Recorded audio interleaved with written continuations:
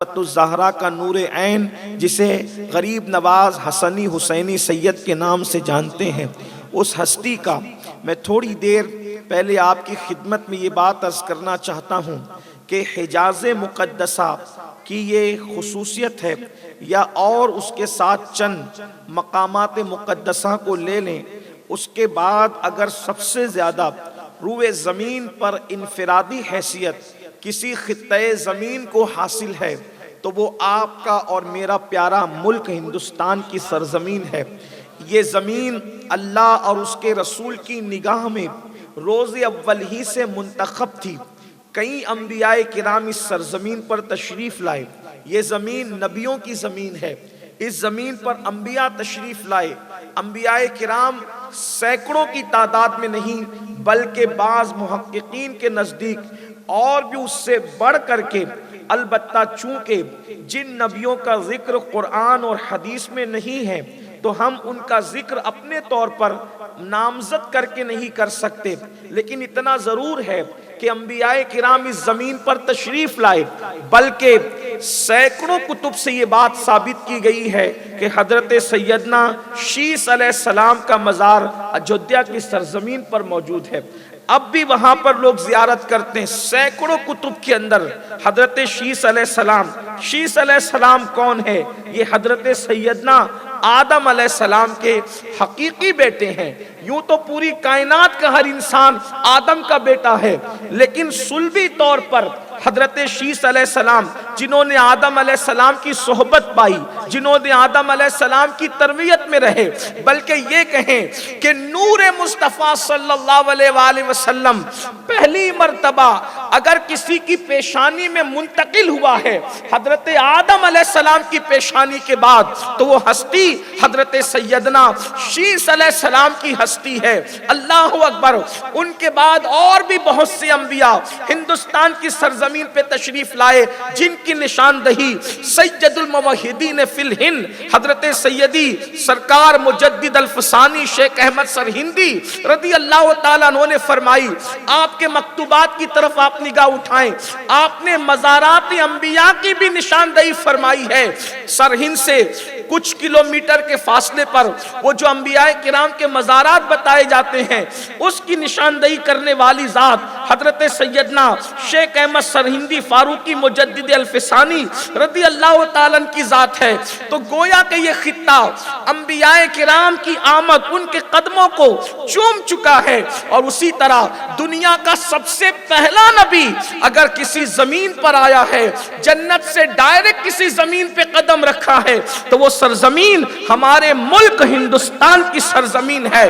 اب اگر نگاہ عشق و مستی میں اس منظر کو دیکھیں کہ حضرت آدم کا سب سے پہلے زمین پہ قدم رکھنا، اول تو یہ آدم جس زمین پہ قدم رکھتے وہ زمین جنت نشان بنتی، اس لیے کہ قدم نبوت کی شان یہ ہے، قدم نبوت زمین کا محتاج نہیں ہے، زمین قدم نبوت کی محتاج ہے۔ اس لیے کہ اگر زمین مکے کی قدم نبوت کو چوم لے تو لا اقسم بہذا البلد اس کے لیے آتا ہے، اور اگر مدینے کی زمین چوم لے تو روضۃ من ریاض الجنہ اس کے لیے فرمایا جاتا ہے۔ زمین کو نبی کے قدموں کی ضرورت ہے، نبی کو زمین کی ضرورت نہیں ہے۔ تو اللہ رب العزت جہاں چاہتا حضرت آدم کو اتارتا، وہ زمین برکت والی ہوتی۔ لیکن پھر کہتا ہوں، نگاہ عشق و مستی میں اگر تصورات کی کائنات میں ڈوب کر دیکھے تو پتا چلتا ہے کہ آدم کو ہند کی زمین پہ اتارنے کا مقصد کیا ہے۔ بس اتنی بات، اللہ اکبر، آپ محسوس کر لیں تو اندازہ ہو۔ کوئی سوار اگر سفر کرتا ہے اپنی سواری پر اور پہلی منزل میں جہاں اترتا ہے تو لوگ کہتے تھے جہاں سے چلا تھا وہ منزل قریب تھی، اس لیے وہاں پر اتارا گیا ہے۔ اللہ اکبر۔ تو اب کیا عشق و مستی میں ڈوب کر یہ نہیں کہتے اگر جنت سے آدم کو سب سے پہلے ہند میں اتارا گیا تو اس زمین سے رشتہ جنت بڑا قریب سے قریب تر ہے، اور حدیث اس کی تائید کرتی ہے۔ آقا ارشاد فرماتے ہیں، ہندوستان ہندوستان سے مجھے اپنی عاشقوں کی خوشبو آتی ہے۔ اللہ اکبر، جنت میں نمازی جائے گا کہ نہیں جائے گا، روزے دار جائے گا کہ نہیں جائے گا، حاجی جائے گا کہ نہیں جائے گا، زکات دینے والا جائے گا کہ نہیں جائے گا، شہید جائے گا کہ نہیں جائے گا، اس لیے کہ نیت میں کھوٹ ہوئی تو قرآن کہتا ہے عاملۃ ناصبۃ تصلی نارا حامیہ، عمل کر کے آئیں گے، محنت کر کے آئیں گے، پھر بھی جہنم میں جائیں گے، مگر عاشقوں کو جنت میں جانے کی گارنٹی مصطفیٰ جان رحمت نے عطا فرمائی ہے۔ میرے امام کہتے ہیں اللہ اکبر، کیا مزے میں کہتے ہیں، عشق تیرے صدقے جلنے سے چھٹے سستے، جو آگ بجھا دے گی وہ آگ لگائی۔ اب اس کا یہ مطلب نہیں کہ ہم تو عاشق ہو گئے تو ہمیں نماز کی کیا ضرورت، جو عاشق ہوگا وہ نمازی بھی ہوگا۔ میں اس پر بہت تفصیلی گفتگو کہیں پہلے کر چکا ہوں۔ نمازی ہو عاشق ہو ضروری نہیں، حاجی ہو عاشق ہو ضروری نہیں، غازی ہو عاشق ہو ضروری نہیں، خطیب ہو عاشق ہو ضروری نہیں، ادیب ہو عاشق ہو ضروری نہیں، لیکن جو عاشق ہوگا وہ نمازی بھی ہوگا، وہ حاجی بھی ہوگا، وہ غازی بھی ہوگا، وہ بے باک بھی ہوگا، وہ دین کے لیے سب کچھ قربان کرنے والا ہوگا۔ یاد رکھنا، وہ عاشق نہیں جو آپ نے تراش رکھا ہے، ہم نے خراش رکھا ہے، نہیں، عاشق وہ ہے جسے مدینے کی سرکار مصطفیٰ جان رحمت نے عاشق کا لقب عطا فرمایا ہے، جس کو حضور تاج الشریعہ نے یوں فرمایا، بڑے مزے میں کہتے ہیں، جو پیا کو بھائے اختر وہ سہانا راگ ہے، جس سے ناخوش ہے پیا وہ راگنی اچھی نہیں۔ تو آدم علیہ السلام کو جنت سے ہند میں اتارا گیا، تو اس کا مطلب عشق و مستی کی نگاہ میں اگر ڈوب کے دیکھیں تو پھر ہم یہ کہہ سکتے ہیں کہ نور مصطفیٰ اگر سب سے پہلے کسی زمین کے خطے نے دیکھا ہے، اور رسول اللہ کے نور کی زیارت سب سے پہلے کسی خطۂ ارض نے کیا ہے، تو وہ یمن اور شام کا خطہ نہیں بلکہ وہ ہندوستان کا خطہ ہے۔ سب سے پہلے نور مصطفیٰ ہماری زمین نے دیکھا، سب سے پہلا نبی کا قدم ہماری زمین نے چوما۔ اگر آپ آگے بڑھیں تو عنوان میرا یہ نہیں، لیکن اصل میں غریب نواز کی دعوت و تبلیغ بیان کرنا ہے۔ یہ بھی کہہ دوں کہ ہندوستان وہ زمین ہے، ابھی یمن اور شام اذان کے نام سے بھی واقف نہ تھے، اس وقت ہندوستان کے اندر اذان پڑھی جا رہی تھی، بلکہ سب سے پہلی اذان ہندوستان میں پڑھی گئی اس اعتبار سے کہ آدم علیہ السلام زمین پر آئے تو آپ کو وحشت ہو رہی تھی، اللہ نے فرمایا میرے نبی کو وحشت ہو رہی ہے، جا کے اذان کے کلمات پڑھ دو، وحشت دور ہو جائے گی۔ تو اللہ اکبر، حضرت جبریل نے آ کر کے اذان کے کلمات پڑھے، حضرت آدم کی وحشت دور ہو گئی۔ تو پتہ چلا کہ آدم اترے کہاں تھے، ہندوستان میں اترے تھے، تو اذان کہاں پڑھی گئی، ہندوستان میں پڑھی گئی۔ اس سے یہ بات بھی عرض کر دوں، اگر کوئی قبر پر اذان دیتا ہے تو اس پر بدعتی ہونے کا فتویٰ لگانے سے پہلے سوچنا چاہیے کہ ہر اذان نماز کے لیے نہیں پڑھی جاتی، بلکہ بعض اذانیں وحشت دور کرنے کے لیے بھی پڑھی جاتی ہے۔ حضرت آدم زمین پر آئے تو زمین غیر مانوس تھی، اس لیے وحشت ہو رہی تھی، پتہ چلا غیر مانوس جگہ پر پہنچ کر اگر وحشت ہو تو اذان کے کلمات انسان کے دل کو سکون عطا کر دیتے ہیں۔ تو آدم کے لیے جنت کے سامنے یہ جگہ غیر مانوس تھی، تو غیر مانوس جگہ پر آدم پہنچے، وحشت ہوئی تو اللہ نے کہا جا کے اذان پڑھو، تو حضرت جبریل نے اذان پڑھی۔ تو اگر قبر میں انسان جاتا ہے تو قبر بھی غیر مانوس ہوتی ہے اور وہاں بھی وحشت ہوتی ہے، تو اگر اس وحشت کو دور کرنے کے لیے کوئی اذان پڑھتا ہے تو اس پر کسی کو اعتراض نہیں ہونا چاہیے۔ البتہ ہاں، ہم اہل سنت نہ اس قبر پر اذان پڑھنے کو نہ فرض کہتے ہیں، نہ واجب کہتے ہیں، نہ اللہ اکبر اس کو کوئی اور اصطلاحی نام دیتے ہیں، بلکہ یہ کہتے ہیں کہ اچھا عمل ہے۔ اگر وحشت دور کرنے کے لیے اذان پڑھ دی گئی تو اس میں کوئی تکلیف کی بات نہیں ہے، لیکن لوگ کچھ یہ بھی اعتراض کرتے ہیں، یہ اذان پڑھی تو اس کی نماز کہاں ہوگی؟ تو ہم پوچھتے ہیں، آگ لگنے پر اذان پڑھی تو اس کی نماز کہاں ہوگی؟ طوفان آنے پر اذان پڑھی تو اس کی نماز کہاں ہوگی؟ آندھی چلنے پر اذان پڑھی تو اس کی نماز کہاں ہوگی؟ تو یاد رکھیں، بعض نمازیں ایسی ہوتی ہے جس کے لیے اذان نہیں ہوتی، اور بعض اذانیں ایسی ہوتی ہے جس کے بعد نماز نہیں ہوتی، لیکن یہ ان لوگوں کے لیے ہے جو بولتا ہے مگر علامہ نظامی کہتے تھے کہ بولتا ہے مگر سمجھتا نہیں ہے، یہی تو ناسمجھی کی باتیں ہیں۔ اللہ اکبر تو بہرحال میرا عنوان وہ بھی نہیں ہے۔ اللہ اللہ، حضرت آدم علیہ السلام نور مصطفیٰ پیشانی میں لے کر کے آئے، اس کا مطلب یہ ہے روز اول ہی سے خطہ زمین، ہندوستان کا خطہ قدرت کی نگاہ کے اندر منتخب تھا، اس لیے اللہ نے پہلا نبی ہندوستان کی سرزمین پر بھیجا۔ اور پھر حضرت آدم علیہ السلام کی جب توبہ قبول ہوئی تو اندھیرا چھٹا اور اجالا ہوا۔ اس کے شکرانے میں حضرت آدم نے 2 رکعت شکرانہ ادا کیا، اس کو ہم فجر کی نماز سے موسوم کرتے ہیں۔ تو اس کا مطلب یہ ہے کہ سب سے پہلی نماز بھی سرزمین ہندوستان میں پڑھی گئی، سب سے پہلی اذان یہیں، پہلا نبی یہیں، پہلی اذان یہیں، پہلی نماز یہیں، پہلی وحی بھی یہیں نازل۔ جب پہلا نبی آیا تو پہلی وحی بھی یہیں نازل ہوئی۔ اور اس کے بعد پھر دیکھ لیں کہ جب توبہ قبول ہوئی تو حکم ہوا کہ اب مکہ جاؤ، تو حضرت آدم علیہ السلام مکے کی طرف چلے، تو پھر یہ بھی کہہ لیجئے کہ پہلا حاجی ہندوستان سے گیا مکہ شریف۔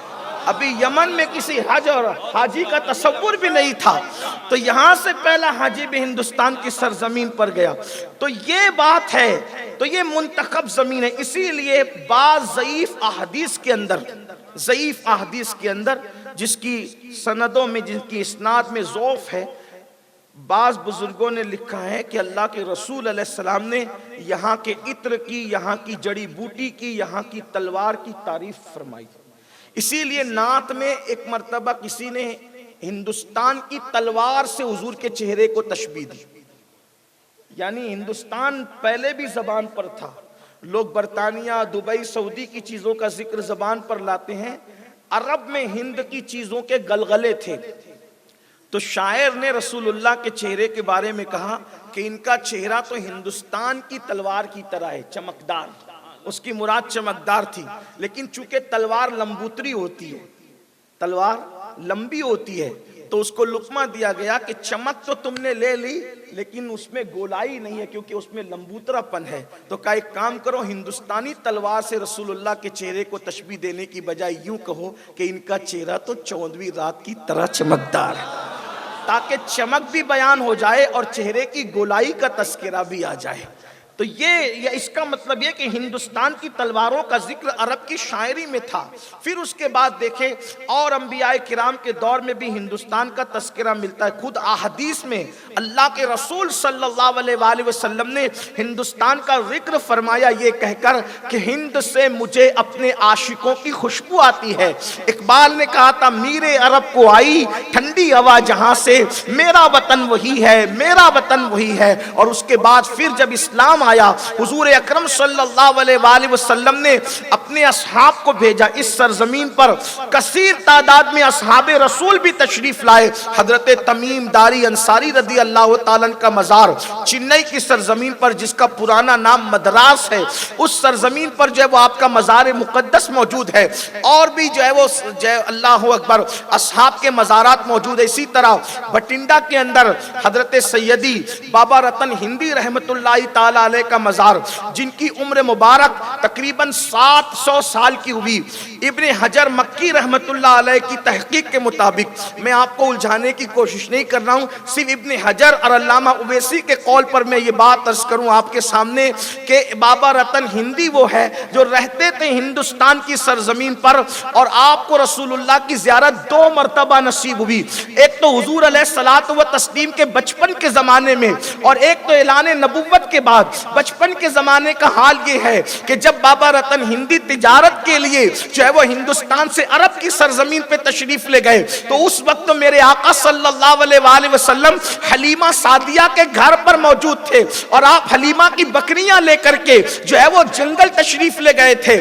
اللہ اکبر، بکریاں لے کر کے گئے، بہت بارش جنگل میں ہوئی۔ تو آپ جانتے ہیں اگر جنگل کی بارش آپ نے دیکھی ہوگی تو جنگل کی بارش کے بعد نالے بھر بھر کے بہنے لگتے لگتے ہیں تو نالے بھر بھر کے بہنے لگے.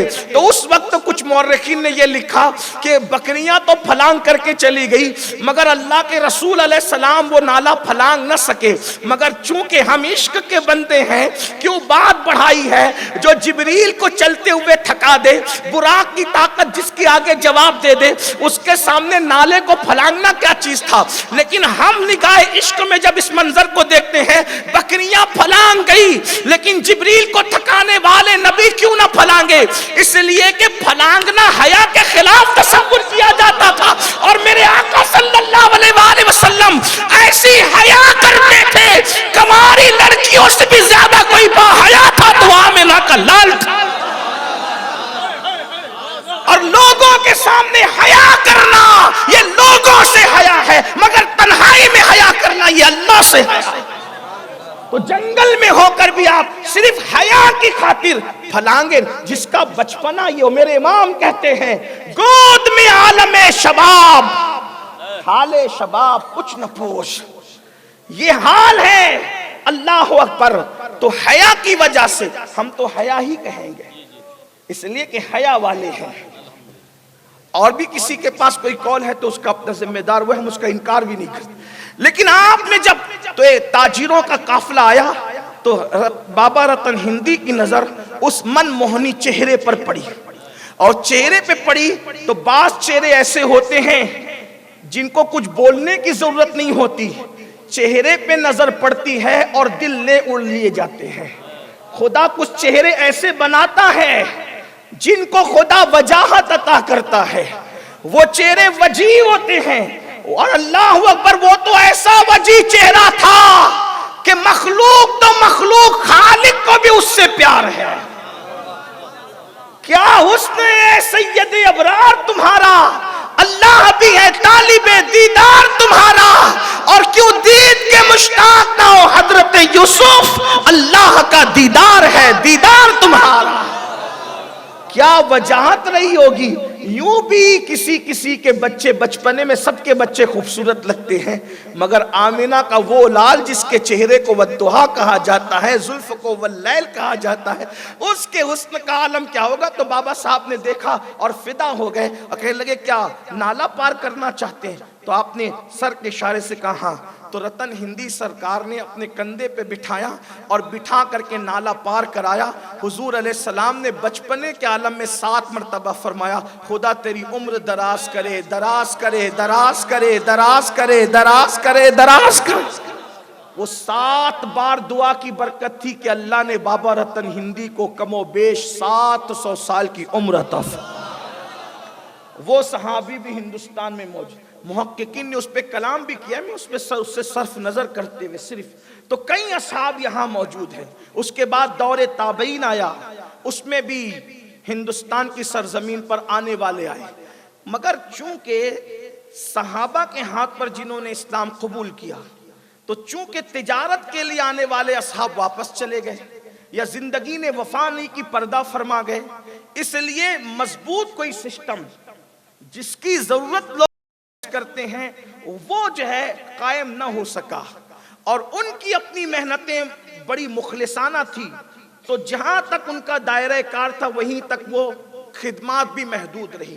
یا پھر آنے والے اصحاب جب واپس لوٹے تو ان کے ساتھ مسلمان ہونے والے بھی لوٹ گئے. مگر جب ہندوستان کے مبلغ اعظم داعی اعظم حضور خواجہ معین الدین چشتی رضی اللہ تعالیٰ کی باری آئی تو پھر آپ ایک مکمل سسٹم کے ساتھ ہندوستان کی سرزمین پہ تشریف لائے. آپ ہندوستان کی سرزمین پر 561 ہجری محرم کی 7 تاریخ کو تشریف لاتے ہیں. تھوڑا اس کا تک آپ اندازہ کریں, میں اہل علم کی توجہ چاہتا ہوں. 561 محرم کی 7 تاریخ, وجہ کربلا میں امام علی مقام کا انقلابی قدم 7 محرم 61 ہجری میں ہے, اور امام حسین کے شہزادے کا انقلابی قدم ہندوستان کی سرزمین پر 561 ہجری میں ہے. اور وہاں محرم کی 7 تاریخ, یہاں محرم کی 7 تاریخ. وہاں طاغوت کا غرور اور یہاں کے طاغوت کا غرور. آپ غور فرمائیں, کہیں حسین ہے طاغوت کے غرور کے خاتمے کے لیے، کہیں اولاد امام حسین ہے طاغوت کے غرور کے خاتمے کے لیے۔ پھر اس کے بعد دیکھیں امام کی محنتوں نے قیامت تک کے لیے مکمل دین کو محفوظ کر دیا، اور ہندوستان میں غریب نواز کی محنتوں نے قیامت تک کے لیے اللہ کے دین کو محفوظ کر دیا۔ اتنا دین محفوظ ہو گیا ہندوستان میں کہ انشاءاللہ قیامت تک ہندوستان سے اسلام مٹایا نہیں جا سکے گا۔ لوگ کہتے ہیں اتنا یقین کیسے ہے؟ ہم نے کہا جس کے بٹائے ہوئے اونٹ نہیں اٹھا سکتے، ان کے بسائے ہوئے مسلمانوں کو کیسے ختم کیا جا سکتا؟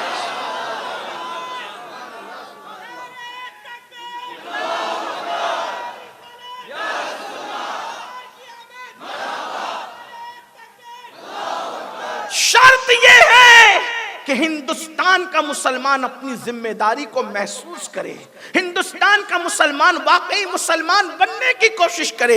حیرت کی بات یہ ہے کہ مسلمان کہلاتے ہیں، مسلمان کا نعرہ لگاتے ہیں، اسلام کے نام پہ مر مٹنے کی بات کرتے ہیں، مگر جو دین غریب نواز لے کر آئے تھے وہ دین ہمارے اندر کتنا ہے، اس دین کی رعنائیاں کتنی ہیں، اس دین کی تعلیم کتنی ہے۔ ایک بات آپ سے پوچھنا چاہتا ہوں، آپ کو شاید نہیں پتا، اللہ اکبر، یا جن کو پتا ہے وہ یاد کر لیں کہ سرکار غریب نواز اللہ اکبر ہندوستان کی سرزمین پر جہاں مردوں میں دعوت و تبلیغ کا کام کرتے ہیں، سیدہ بی بی حافظہ جمال جو سرکار کی شہزادی ہیں، انہوں نے عورتوں میں دین کی تبلیغ فرمائی ہے، آپ نے عورتوں میں دین کی خدمت انجام دی ہے۔ آپ کی ولادت اور شعور کے بعد آپ کو یہ خدمت سونپی گئی تھی۔ آج ہماری بیٹیوں کا کیا حال ہے بتاؤ؟ کیا ہماری بیٹیاں آج وضو کے فرائض بھی جانتی ہے؟ آج ہماری بیٹیاں کیا 5 کلمے اور اس کا ترجمہ بھی جانتی ہے؟ ایمان مجمل اور ایمان مفصل کے بارے میں بھی ہمیں علم ہے۔ جن علوم کو ایک مسلمان پر حاصل کرنا فرض کر دیا گیا ہے، کیا وہ بھی ہمیں پتا ہے؟ اللہ اکبر، سرکار غریب نواز تو مدینے والے مصطفیٰ جان رحمت کا لایا ہوا دین لے کر آئے تھے۔ آج اس دین کا ہمارے اندر کیا ہے؟ اللہ اللہ، نفرتوں کی آگ ہے، بھائی بھائی کے درمیان نفرتیں ہیں۔ غریب نواز تو محبتوں کا پیغام لے کر آئے تھے، دشمنوں کے درمیان محبت کے پودے لگانے والی ہستی کو غریب نواز کہتے ہیں۔ ہم تو خود ہی ایک دوسرے کی دشمنی میں ہیں، زبان کھولتے ہیں تو آگ اگلتے ہیں۔ اللہ اکبر، ہاتھ ملتے ہیں مگر دل نہیں ملتے، سینے ملتے ہیں مگر دل نہیں ملتے، آنکھیں ملتی ہے مگر دل نہیں ملتے۔ اللہ اکبر، دوست دوست سے خوش نہیں، بھائی بھائی سے خوش نہیں، میاں بیوی میں محبت نہیں۔ غریب نواز تو ترانے محبت گنگنانے آئے تھے، جنہوں نے دشمنوں کو بھی محبت سے اپنا کیا ہے۔ جانتے ہیں ہندوستان کے بڑے بڑے گیانی آ کر کے غریب نواز کو چیلنج مناظرہ کرتے تھے اور کہتے تھے ہم تم سے مناظرہ کریں گے۔ اللہ اکبر، غریب نواز فرماتے تھے بابا بہت لمبے سفر سے آئے ہو، تھک کر آئے ہو، بھوک لگی ہوگی، پہلے کھا لو، آرام کر لو، اس کے بعد کل مناظرے کا سوچیں گے۔ آرام کرنے اور کھلانے میں اتنے اخلاق پیش کر دیے جاتے تھے کہ مناظرہ بھول کر کے وہ بھی دین اسلام میں داخل ہو جایا کرتے تھے۔ یہ ان بزرگوں کے اخلاق تھے۔ آئیے خوبصورت سی بات میں آپ کے سامنے عرض کروں، لوگوں کو اپنا بنایا کیسے؟ یاد رکھنا، بغیر محبت کے نفرتوں کے ماحول میں ہم کوئی محاذ نہیں جیت سکتے، اور جو جنگیں تلواروں کے ذریعے سے جیتی نہیں جا سکتی وہ جنگیں محبتوں کے ذریعے سے جیتی جا سکتی۔ محبت محبت اور محبت۔ صوفیاء چشت نے کسی کے گال پہ تماچا بھی نہیں مارا، کسی کے ہاتھ کی مالا بھی نہیں ٹوٹی، اور وہ اسلام کی مالا کا ایک دانہ بن گیا۔ کیا چیز تھی؟ محبت، صرف محبت۔ دیکھیے، اور وہ بھی محبتوں کا انداز کیا۔ حضرت محبوب الہی فرماتے نفرتوں، فرماتے کہ کانٹوں کے مقابلے میں کبھی کانٹے نہ بچھاؤ ورنہ دنیا کانٹوں سے بھر جائے۔ ہندوستان کے صوفیاء کی تعلیم کیا ہے؟ اور دیکھیے یہ نرم زمین کے لیے صوفیوں کا انتخاب کیا گیا۔ مجاہدین کی تلواریں تو ٹوٹ چکی تھی، جہاں مجاہدین کی تلواریں بظاہر ناکام ہوتی ہوئی نظر آئی، وہاں صوفیاء کے کردار نے کام کیا۔ صوفیاء کے کردار نے زمین کو استوار کیا، محبت کی بولی نے استوار کیا۔ پتہ چلا، ہمیں بتایا جا رہا ہے کہ جس وقت ہتھیار کام نہ آئے اس وقت تو محبتوں کا کردار کام آتا ہے. اور اللہ کے رسول نے یہی تعلیم عطا فرمائی. فرماتے ہیں محبوب الہی کانٹوں کے مقابلے میں کانٹے نہ بچھاؤ ورنہ زمین کانٹوں سے بھر جائے گی. کانٹے بچھا کے سکون نہیں ملتا, کانٹے اٹھا کے سکون ملتا ہے. ایک بات اور یاد آئی, دیکھیے مسلک صوفیہ کیا ہے, کیا تعلیم ہے ان لوگوں کی, کیا تعلیم ہے. اپنی ذات کے لیے لڑنا کہتے کتوں کا کام ہے. جو اپنی ذات کے لیے لڑتا ہے وہ کتوں جیسی حرکت کرتا ہے. صوفی اپنی ذات کے لیے کبھی نہیں لڑتا. اسی لیے غوث پاک فرماتے ہیں روکھا سوکھا کھانے سے کوئی صوفی نہیں بنتا. آج اس پر بڑی توجہ ہے. یہ ترک جمالی کر لو, وہ ترک جلالی کرو, یہ عاملوں کا کام ہے, صوفیوں کا نہیں. سب سے بڑا صوفی کہہ رہا ہے بھائی گوشت نہ کھانے سے کیا مرنا بگڑنا ہے, اگر بند کرنا ہے تو مرے ہوئے بھائی کا گوشت کھانا بند کر. بکرے کا مرغے کا گوشت بند کرنے سے کیا ملے گا. تو نے بکرا مرغا بند کر دیا لیکن مرے ہوئے بھائی کا گوشت تو کھا رہا ہے, تو تیرا کون سا وظیفہ کام آئے گا. تو آپ کہیں گے کہ کیا ایسا بھی ہے سید کہ کوئی مرے ہوئے بھائی کا گوشت کھاتا ہے. میں نے کہا بالکل کھاتے, آپ بھی کھاتے ہیں, روز کھاتے ہیں. کیسے کھاتے؟ اللہ کے رسول فرماتے ہیں صلی اللہ علیہ وسلم کہ جو کسی مسلمان کی غیبت کرے گویا وہ اپنے مرے ہوئے بھائی کا گوشت کھاتا ہے. غیبت کرتے ہیں. تو مرغا بکرا چھوڑنے سے, انڈا چھوڑنے سے کچھ نہیں ہوتا, چھوڑنا ہے تو غیبت چھوڑی. تو سب سے بڑا صوفی امت کا اولیاء کی کائنات میں فرماتے ہیں, کیا فرماتے ہیں کہ روکھا سوکھا کھانے سے کوئی صوفی نہیں بنتا اور پھٹا پرانا پہننے سے کوئی صوفی نہیں بنتا. کھانا کوئی کھاؤ, کپڑا کوئی پہنو, مگر دل اللہ والا ہونا چاہیے. صوفی اس سے بنا کرتا ہے. بہت اچھے ماشاءاللہ. اصل تصوف یہ ہے دل بدلو. جگر مراد آبادی نے بڑی اچھی بات کی تھی, کہتے محو تسبیح تو سب ہے مگر ادراک کہاں. محو تسبیح تو سب ہے مگر ادراک کہاں. زندگی خود ہی عبادت ہے مگر ہوش نہیں. رند جو مجھ کو سمجھتے ہیں انہیں ہوش نہیں. میں کدا ساز ہوں میں کدا بردوش نہیں. مل کے جس دن سے گیا ہے کوئی ایک بار جگر, آج تک ہوش نہیں, ہوش نہیں, ہوش نہیں. اندازہ فرمائیں. تو اصل تصوف یہ کھانا پینے چھوڑنے کا مطلب کہ صوفیہ جو سچے صوفیہ ان کے اقوال ہیں, کہتے ہیں پیٹ بھر کھا کے شکر کرنے والا اور نفل و روزہ رکھ کر صبر کرنے والا اللہ دونوں کو ثواب برابر برابر عطا کرتا. غور فرمائیں, یہاں تو کھا کے شکر والا صبر کرنے والے روزے کے برابر, نفل روزے کے برابر ثواب پا جاتا ہے. تو صوفیہ کی تعلیم کیا ہے اس کو ہم بھول گئے. خواجہ نصیر الدین چراغ دہلوی کی بارگاہ میں ایک مرید آیا.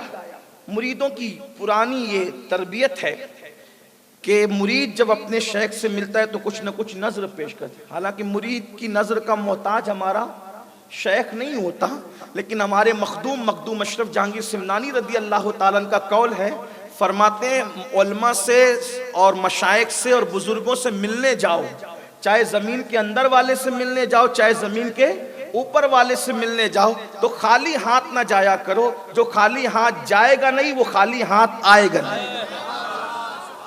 اس لیے ہم کبھی پھول لے کر جاتے ہیں, کبھی عطر لے کر جاتے ہیں. غریب نواز کیا لوگوں کو بڑی چڑ ہے, یہ پھول کیوں لے کے جاتے ہو. میں نے کہا یہ مقدر کی بات ہے.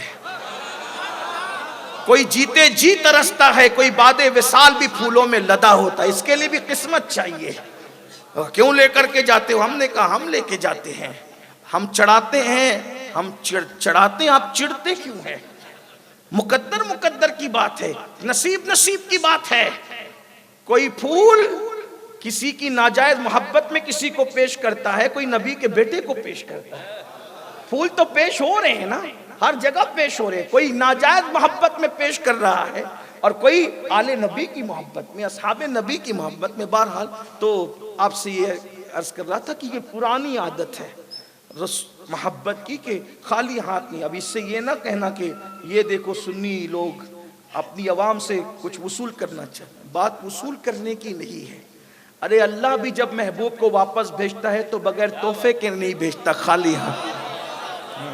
محبوب جا رہے ہو تو آپ بھی تحفہ لے کر جاؤ، اور ایسا تحفہ دیا، ظاہر سی بات ہے جیسی ذات ہے ویسا تحفہ ہے۔ آپ کو معراج دی، تحفہ لے جائے تاکہ آپ کی امت کو بھی معراج نصیب ہو جائے۔ ہاں مگر اچھا یہ بھی بات ہے، ہر تحفہ لینے والا تحفے میں بڑھوتری چاہتا ہے، لیکن یہ کیسا تحفہ تھا، اس میں کمی کرائی گئی۔ دینے والے نے دیا 50 وقت کی نماز، لینے والے نے لیا 50 وقت کی نماز۔ حضرت موسیٰ چھٹے آسمان پہ کھڑے تھے۔ پھر معراج چھڑ جائے گی تو میں اصل عنوان سے ہٹ جاؤں گا، لیکن بات آئی تو عرض کروں کیا؟ اللہ اکبر۔ حضرت 7ویں آسمان پہ خلیل ہے، چھٹے آسمان پہ کلیم ہے۔ کلیم نے پوچھا کیا ملا؟ کہا 50 وقت کی نماز۔ نہیں واپس جائیے۔ مسلم شریف کی حدیث ہے ارجع الی ربک، اپنے رب کی طرف لوٹیے واپس۔ یہ نہیں کہا جبریل کی طرف لوٹیے۔ اس سے ان لوگوں کے نشیمن پر بجلی گر جاتی ہے جو کہتے ہیں وہ تو گئے تھے جبریل کو دیکھنے، اور جبریل تو زمین سے ساتھ ساتھ تھے۔ بادشاہ کو وزیر کو دیکھنا کوئی معراج نہیں ہوتی، بادشاہ کا وزیر کو دیکھنا کوئی معراج نہیں ہوتی۔ معراج تو ہوتی ہے کسی ایسی جگہ پر پہنچنے کو جہاں تصورات بھی نہ جا سکے، عروج تو کہتی ہیں اس کو۔ تو بہرحال تو کہا جائیے اپنے رب کی طرف، کم کرا کے لئی گئے تو 5 کم ہوئی۔ پھر واپس آئے تو کہا اب بھی کم کرائیے، آپ بار بار سنتے رہتے، آخری میں 5 رہ گی تو بھی حضرت موسیٰ نے کیا کہا؟ اب بھی جائیے، اتنی بھی نہیں پڑے گی آپ کی امت۔ حضرت موسیٰ کہہ رہے ہیں اتنی بھی نہیں پڑے گی اور کم کرائیے۔ حضور نے کہا مجھے شرم آتی اب جاتے ہوئے، حیا آتی مجھے جاتے ہوئے۔ اللہ اکبر۔ تو یہ حال ہے، لیکن وہ تحفہ دیا، مگر پھر جب 5 لے کر چلے تو ارشاد ہوا محبوب تمہاری خاطر تو کمی کر دی گئی، مگر ہمارے قانون میں کوئی تبدیلی نہیں ہے۔ ہم نے جو 50 دیا تھا، 5 پڑھنے والے کو بھی اجر ہم 50 کا ہی عطا کریں گے۔ پڑھنے میں تخفیف ہوئی ہے، عطا میں کوئی تخفیف نہیں ہے، یعنی بندے کے عمل میں کمی کی گئی، اس کی عطا میں کوئی کمی نہیں ہے۔ جو 50 پڑھنے والے کو ملنا تھا وہی 5 پڑھنے والے کو عطا کریں گے، لیکن آج اس کا دامن بھی ہمارے ہاتھوں میں نہیں ہے۔ تو بہرحال یہ تحفے تحائف کا سلسلہ جو ہے وہ جاری ہے اور ہونا چاہیے۔ تو نصیر الدین پاک کی بارگاہ میں مرید آ کر کہتا ہے حضور لوہار ہوں تو لوہے کا کام کرتا ہوں تو آپ کے لیے تحفہ لایا ہوں۔ کہا فرمایا کیا لایا بیٹا؟ تو کہا کینچی لایا ہوں بنا کر۔ کہا کیا تو لوہار ہے تو صرف کینچی ہی جانتا ہے کہ سوئی بھی بناتا ہے؟ کہا سوئی بھی بنا لیتا ہوں۔ فرمایا ہم صوفی لوگ ہیں بابا، یہ کینچی لے جاؤ، ہمارے یہاں کینچی نہ لایا کرو، سوئی لایا کرو، کیونکہ کینچی 1 کو 2 کر دیتی ہے اور سوئی دھاگا 2 کو 1 کر دیتا ہے۔ 2 کرنے والے لوگ، یہ صوفیہ کا منہج، صوفیہ کی فکر۔ تو سرکار غریب نواز بھی آئے، وہ محبت کا نفرت کرتے۔ ایک مرتبہ اذان دے رہے ہیں، غریب نواز خود اذان دے رہے ہیں، ہندوستانی کچھ بچے ہیں،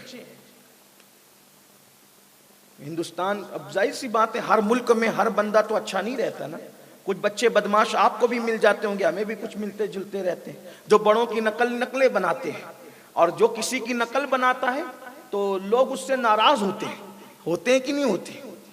بڑوں کی نقل اگر چھوٹا بنائے تو ناراض ہوتے ہیں لوگ، میری نقلیں بناتا ہے۔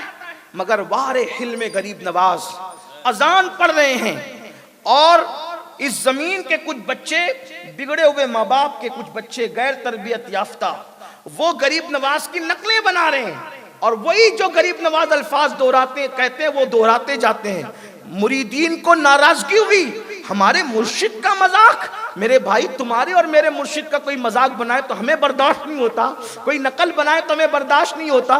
غریب نواز کے مریدین میں کیسے کیسے لوگ تھے، بابا قطب الدین بختیار کاکی، صوفی حمید الدین ناگوری، اسی طریقے سے اللہ اکبر حضرت سیدی سرکار سید محمد سبزواری، حضرت سیدی فخر الدین گردیزی، یہ ایسے عظیم الشان لوگ جب مرشد کا نقل بناتے دیکھا غصے میں آئے۔ غریب نواز نے فرمایا نہیں نہیں نہیں، ان کو نقلیں بنانے دو، اس لیے کہ یہ کس چیز کی نقل بنا رہے یہ تو دیکھو، میرے اللہ کا نام میں ان کے والدین کی زبان پہ لانا چاہتا ہوں، مگر وہ نفرت سے نہیں لیتے، کم سے کم نقل سے تو لے رہے ہیں۔ اللہ اکبر، انہی غریب نواز کے دہرائے ہوئے الفاظ کی برکت تھی، اللہ نے اس بستی کو ایمان کی دولت عطا فرمائی۔ سرکار غریب نواز کا حلم یہ تھا، اور غریب نواز کو صدمے کچھ کم نہیں دیے گئے، کوئی کسر نہیں اٹھا رکھی۔ پٹیالہ کی سرزمین جس کا پرانا نام سمانا ہے، جس وقت آپ تشریف لا رہے تھے بلاد ہند کی طرف، ایک خاص اور بات، یہاں کی زمین جو ہے وہ ہندی اور سنسکرت بولی جاتی تھی، اور غریب نواز کی زبان عربی اور فارسی تھی۔ ایک نیا مسئلہ تھا کہ بھئی اس انجانی زمین کے انجانی زبان والوں کے درمیان ہم یہ زبان اپنی کیسے بولیں گے، ان کو کیسے سمجھائیں گے۔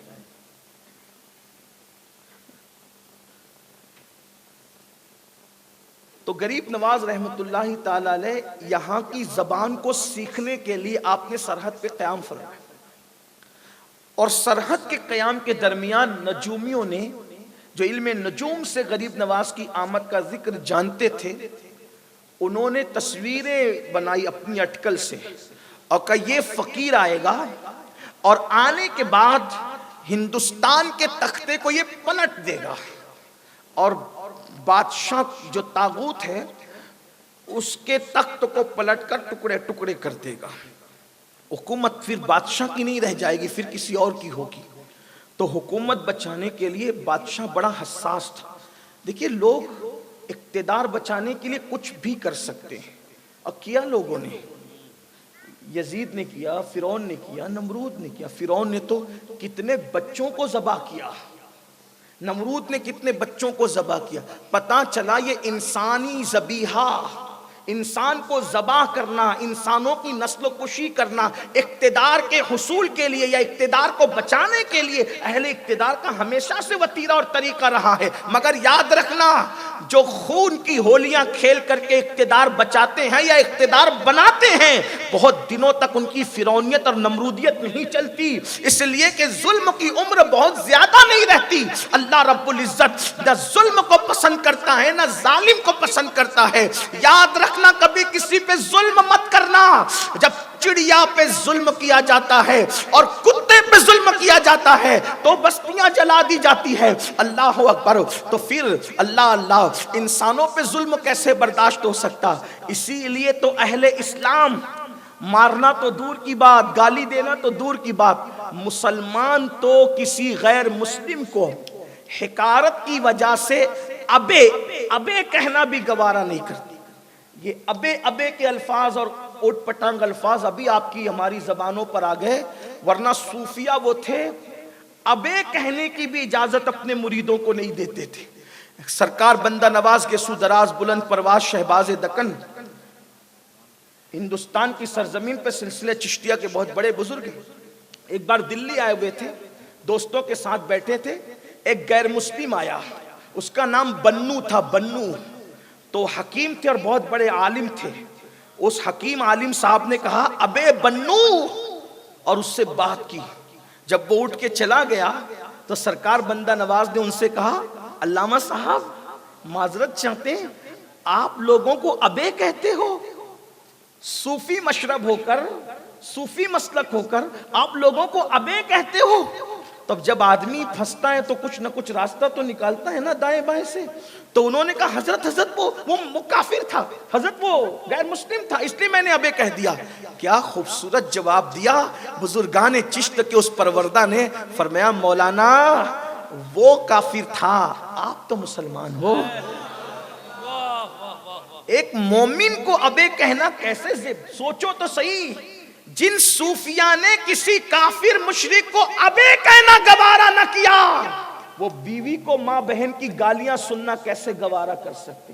آج مسلمان ہیں، غریب نواز کے چاہنے ماننے والے، بیوی کو ماں بہن کی گالی دے رہے، بیٹی کو ماں بہن کی گالی دے رہے، پڑوسی کو ماں بہن کی گالی، اور کہتے ہیں ہم غریب نواز والے، ہم تو چشتی، ہم تو قادری، اللہ کے بندو۔ سرکار غریب نواز اپنے ملفوظات میں فرماتے ہیں جس نے کسی مومن کو گالی دی، مسلمان کو گالی دی اور توبہ کر کے اس سے معافی نہیں مانگی، تو مجھے ڈر ہے جب مرے گا تو اللہ نہ کرے کافر ہو کر نہ مرے۔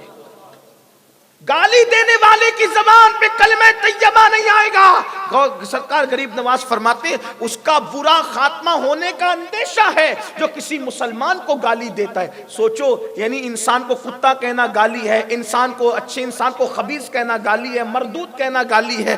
آپ سے پوچھتا ہوں، جب خبیث، مردود، کتا، بلی نہیں کہہ سکتے کسی انسان کو یہ گالی ہے، تو جو ماں بہن کی گالی، یہ تو اس دور میں تھی بھی نہیں، یہ تو اس دور میں اس کا تصور نہیں تھا۔ ان شریفوں کے دور میں آپ اپنی بیوی کو دیتے ہیں، آپ اپنے بچوں کو دیتے ہیں۔ کچھ تو سنیت کا خیال کرو۔ صوفیزم صرف رنگین ٹوپیوں کا نام نہیں ہے، صوفیزم تو دل کے رنگنے کا نام ہے۔ صبغۃ اللہ ومن احسن من اللہ صبغہ، سب سے اچھا رنگ اللہ کا رنگ ہے۔ اگر کسی رنگ میں رنگنا ہے تو اللہ کے رنگ میں رنگ جاؤ۔ یہ ٹوپیوں کا رنگ ہمیں نجات نہیں دلائے گا، کرتوں کا رنگ نجات نہیں دلائے، سب رنگ پکڑ کے بیٹھے۔ میرے عزیز، اصل رنگ تو اللہ کا رنگ ہے، اصل رنگ تو شریعت کا رنگ ہے، اصل رنگ تو اسلام کا رنگ ہے۔ اگر کپڑوں ہی کا رنگ کسی کو چشتیت، قادریت، رضویت، اشرفیت، برکاتیت اور مداریت عطا کرتا، نشانی ضرور ہو سکتی ہے، ذریعہ نجات نہیں ہو سکتی، علامت ضرور ہو سکتی ہے، ذریعہ نجات نہیں۔ ذریعہ نجات تو اللہ کا رنگ ہے، شریعت کا رنگ ہے، عشق مصطفیٰ کا رنگ ہے، صوفیاء کا رنگ ہے، جس میں نہ گالی ہے، نہ گلوچ ہے، نہ بے ادبی ہے۔ تو عرض یہ کر رہا تھا، سرکار غریب نواز رحمت اللہ علیہ پٹیالہ کی سرزمین پر آئے، تصویریں آ چکی تھی، کہاں تک صحیح تھی کہاں تک غلط تھی اس پہ کوئی تبصرہ نہیں کرتا، لیکن تصویریں آ چکی تھی اور پہرے بٹھا دیے گئے تھے، ایسا ایسا فقیر اس حلیے کا آئے گا تو اس کو کسی طرح قتل کر دیا جائے۔ پٹیالہ کا حاکم بڑا ہوشیار تھا، اس نے کیا کیا، سرکار غریب نواز کی اس نے دعوت کی اور کہا کہ بابا آپ ہمارے یہاں کھانے کے لیے تشریف لائیں۔ اب یہ بھی توجہ کریں، جس کو رسول اللہ بھیج رہے ہیں آقا اس کی کتنی نگہبانی فرماتے ہیں۔ سیرت نگاروں نے لکھا ہے کہ جب غریب نواز نے اس اخلاق کی بنیاد پہ اس کی دعوت کو قبول کر لیا تو اللہ کے رسول نے اشارے میں فرمایا، معین الدین یہ حاکم تمہارے ساتھ دھوکہ کرے گا، اس کے دھوکے سے ہوشیار رہنا۔ اب یہاں سوال پیدا ہوتا ہے، 5 صدیاں بیت گئی رسول اللہ کے پردہ فرمانے کو، پھر حضور نے کیسے بتا دیا؟ تو یاد رکھنا، جب تک کہ سلوک اور عشق کی راہ کے مسافر نہ بنو گے اس وقت تک یہ راز سمجھ میں نہیں آئے گا کہ حضور اکرم صلی اللہ علیہ وآلہ وسلم نے کیسے بتا دیا۔ یاد رکھنا، صحابہ کرام نے خود بتایا ہے کہ اللہ کے رسول صلی اللہ علیہ وآلہ وسلم نے تو ملک شام میں بھی اصحاب کی مدد کی ہے۔ اللہ اکبر، یہ ایک الگ سا واقعہ ہے، لیکن میں آپ کو صرف اشارہ دے دوں، اگر کسی کو ایسا لگتا ہے کہ صحابہ کے دور میں بعد وصال حضور نے مدد نہیں کی اور پھر بعد میں صوفیاء کے دور میں کیسے مدد کی، تو میں آپ کو بتانا چاہتا ہوں، فتح الشام نام کی ایک کتاب ہے اور جو ہے وہ تاریخ کی کتاب ہے اور بڑی مستند کتاب مانی جاتی ہے۔ اللہ اکبر، واقدی بڑے جو ہے وہ تاریخ کے اعتبار سے جلیل القدر جو ہے مورخ گزرے ہیں، محدث بھی ہیں، لیکن علم حدیث میں ان کی بات نہیں کرتا۔ واقدی کی بات میں تاریخ کے حوالے سے کر رہا ہوں۔ حضرت سیدنا امیر الامہ ابو عبیدہ ابن الجراح ارشاد فرماتے ہیں کہ میں سو رہا تھا، یہ نیند کی بات ہے، کہتے ہیں میں سو رہا تھا، کسی نے مجھے جگایا، کسی نے، یعنی خواب نہیں دیکھ رہے، میں سو رہا تھا، کسی نے مجھے جگایا اور اٹھو، جب میں اٹھا، اب اٹھ گیا تو عالم بیداری ہے، میں نے دیکھا عالم بیداری میں اللہ کے رسول جلوہ فرمائے، اللہ کے رسول کی جلوہ گری ہے۔ میں نے عرض کی حضور میرے ماں باپ آپ پہ قربان آپ، فرمایا خالد دشمن کے نرگے میں پھنس گیا ہے اور تم یہاں سو رہے ہو، جاؤ جلدی جا کر اس کی مدد کرو، فلاں شہر کے اندر فلاں علاقے کے اندر خالد پھنس گئے ہیں، اس کی مدد کرو۔ حضرت ابو عبیدہ ابن الجراح کہتے ہیں عالم بیداری میں رسول اللہ کی زیارت کی۔ میں بتاؤں مفہوم، واقعی کا مفہوم میں اپنے الفاظ کے جامع میں آپ کے سامنے پیش کروں۔ نعرہ تکبیر،